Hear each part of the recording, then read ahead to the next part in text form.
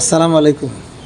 যুগের কত পরিবর্তন। একটা সময় ছিল যখন ঈদের দিন হলেই সকাল থেকে বাড়িতে সিরিয়াল পড়তো, আত্মীয় স্বজন, বন্ধু বান্ধব, নানান ধরনের মানুষজন যাতায়াত করতো, আসতো, ঈদের শুভেচ্ছা বিনিময় করতো, একে অন্যের সাথে কথা বলতো।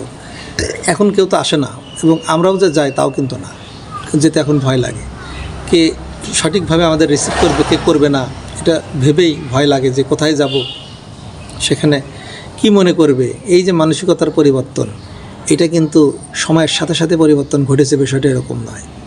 এটা সত্যি আমাদেরই মন মানসিকতার পরিবর্তন, আমাদের মনের নিচুতার পরিচয় বহন করে এগুলো। আমরা আর কখনো আত্মীয় স্বজনের বাড়ি যাই না, কেউ আসুক সেটাও আর আমরা আগের মতো একে অন্যকে রিসিভ করি না। যুগের সাথে সাথে মানুষের এই পরিবর্তন ধ্বংসের বার্তা বহন করে। কিয়ামতের আগে নাকি এরকম ঘটবে, এ ধরনের হাদিস কোরআনের বহুত ঘটনা রয়েছে, যেটা দ্বারা আমরা বুঝতে পারি যে কিয়ামতের আগে মানুষ আত্মীয়তার সম্পর্ক বিচ্ছিন্ন করবে, একে অপরকে থেকে দূরে সরে যাবে। এটা কিন্তু অলরেডি ঘটা শুরু করেছে। পাশাপাশি এটার কিন্তু প্রভাব পড়েছে মূলত এই ডিজিটাল গণমাধ্যমের, ডিজিটাল মাধ্যমের কারণে। Voice of Atikullah Arefin Rasel.